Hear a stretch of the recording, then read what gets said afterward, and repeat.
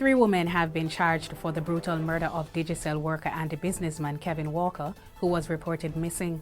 The 42-year-old was robbed, stabbed multiple times, and had his body stuffed in a barrel and dumped in a gully along Industrial Terrace in Kingston last month. Hello, JPU family. Welcome to another episode of Jamaica Politics Uncovered. If you're new to this channel, welcome. Returning subscribers, welcome back.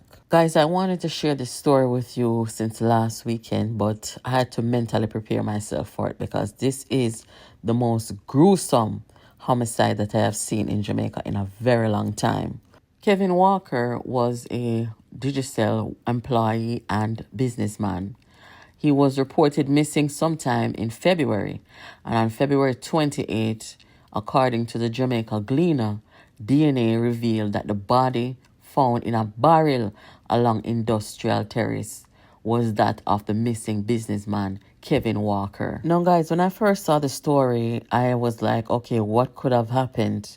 You know, when I saw the headline, I said, what could have caused this man to be in that vicinity at that time of the night?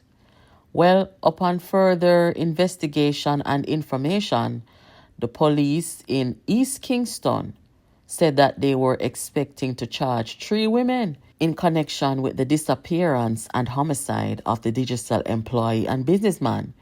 They said that the DNA examinations revealed that the body of the man that was found dumped in the barrel, along Industrial Terrace in Kingston, right, was that of Mr. Walker, who went missing February 2nd. They said a large sum of cash was later withdrawn from his account. The police arrested 3 women who they said they believe played a key role in Mr. Walker's demise. Quote, "It is confirmed that the dead man is him, Mr. Walker, and so yes, they, the women, will be charged." That's what a senior police officer close to the investigation confirmed to the Jamaica Gleaner. Still a lot of questions, right? How did Mr. Walker came in contact with these people?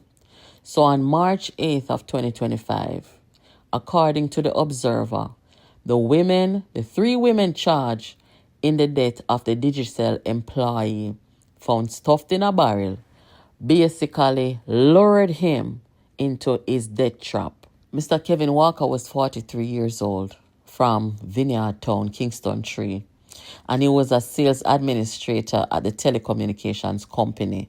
The women charged are 30-year-old Anita Vanzi from Mark Lane, Shade Bennett, 29, from Oxford Street, and Jodian Williams, 36, also from Oxford Street, all in Kingston. They have been charged with a homicide, conspiracy to homicide, simple larceny, being a part of a criminal organization, providing benefit to a criminal organization, misprision of felony, accessory before the fact, accessory after the fact, and preventing the lawful burial of a corpse. The police have listed 2 men as persons of interest in connection with the killing. They are Lavar Witter and a man known as Shaino. The police had asked them to turn themselves in. So the Assistant Commissioner, Michael Phipps, head of the Area 4 Police Division, told the Observer that the breakthrough was a result of the cutting-edge technology and forensic science of the JCF. So they recovered the dead man's ATM card and other forms of identification. According to the police, after weeks of meticulous investigation, their team of investigators, supported by their partner and other significant stakeholders, utilized advanced technologies and other forensics, including DNA forensics, to re-examine the evidence and identify new leads in the homicide. He said the combination of advanced technology and forensic expertise has proven to be a game changer in their efforts to solve crimes. So we're going to have to give the credit to the police and their new technique and ways of solving crime, because this, guys, is the most gruesome setup of somebody's life. The DNA forensic is a very crucial part of crime solving. And in a country where crime is the way it is in Jamaica, we definitely need to make sure that this is a central part of solving crime in Jamaica. So here where the girl them do know, people. On February 1st, at approximately 10 a.m., 10 a.m., Walker left home and went to meet the women who lured him into the Anatown community. And while there, he was accosted by 3 men at a premises. The men robbed him of his debit and credit cards and forced him to give up his personal identification number or his PIN number and online banking information, which he did. He complied with them. Immediately afterwards, police said 2 women went to the ATM machine at Crossroad in St. Andrew, where they withdrew monies from Walker's card, returned to the premises, and shared it up among the group. Walker was tied up, beaten, and stabbed to death. After around 11 p.m. the same day, the body was placed in a barrel and disposed of on industrial terrace. On Sunday, February 2nd, a missing person report was made at the Vineyard Town Police Station for Walker. The body was found the following day, but was not immediately identified due to its advanced stage of decomposition. It was identified a few days later, and a postmortem conducted on February 16 concluded that the death was a result of deep throat cutting. Prior to that, police said intensive investigation led them to a targeted operation on Mark Lane on Wednesday, February 5th, 2025, where Vanzi was held and one of the bank cards was found in her possession.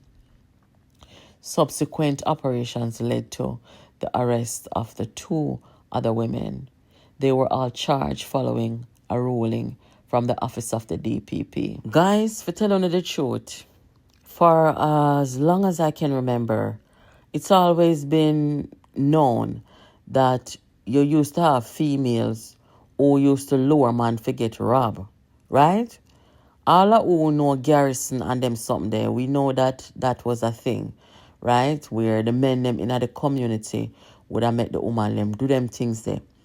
But the way how these women lure this man and in broad daylight, it is so appalling to me that they could have done something like this and in the way that they did it, right? If it's money they wanted, he complied with them, gave them the PIN number, gave them the cards, but that was not enough for them. He obviously knew these people and they were afraid that he would get them in trouble. So they had to take him out. You see how far them go? From Anatown, them carry him, go down an industrial terrace near to Marcus Garvey Drive there so. He knew these people very well, or at least knew one of them, the one that he trusted enough to lure him. He knew that person. Day or night, men have to be careful. You cannot make women lure you and invite you into communities where you don't come from. You have to be very careful.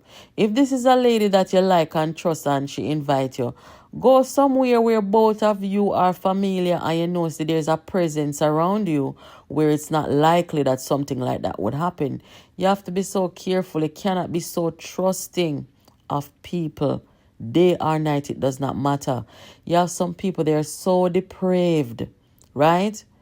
And women are playing a huge role in these gangs and gang activities, and they're being used as face cards to either assist in carrying out these gruesome acts or to manipulate and obstruct investigations.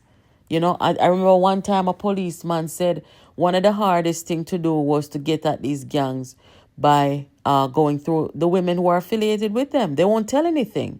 You understand, people? This is so sad. I'm sorry to hear it. Boy, this should be a wake-up call and certainly a reminder to men It's usually women who scared, say they nah gonna with certain man and nah go certain place. Well, men, you have to be careful too. Learn that. There was a time when I only the taxi man them after dark, you'd have to worry about them things here. But no, you have to be careful. My condolences goes out to Mr. Kevin Walker's family. Boy, I don't know what else to say. We just this just terrible, man. God Almighty, no. Guys, this is Jamaica Politics Uncovered. Make sure you subscribe. Catch you in the next video.